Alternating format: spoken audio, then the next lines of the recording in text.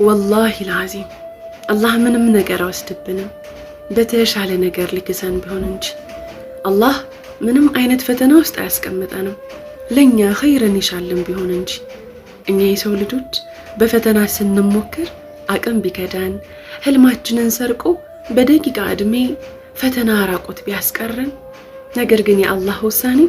ሁሉም ቢሆን የልክነት ሚዛን ነውና ተስፋችንን በጌታችን በአላህ ላይ እናድርገው አውቃለሁ ፈተናው እጅግ በጣም ከባድ ነው አንገዳግዶንም ሊሆን ይችላል ነገር ግን እኛ እስካለን የአላህ ተስፋ እስካልተለየን ድረስ ሁሉም ቢሆን የበላይ እንሆናለን ያ አላህ ያጣነው ነገር ምን እንደነበር እስክንረሳው ድረስ ልባችንን ባንተ ተስፋ ሙሉ አድርግልን ያ ከሪም ደግሞን እጅ ሰጠናልና ልባችንን አንተው ጠገንልን ያ አላህ ባላሰብነው በዚህ ቃል ደስተ ከጭንቁ ፈርጀን ከበላው ሁሉ ሰትረን ያ ከሪም ዱንያን በእጃችን አኺራን ደግሞ በልባችን አድርገህ በኢማን ማግራን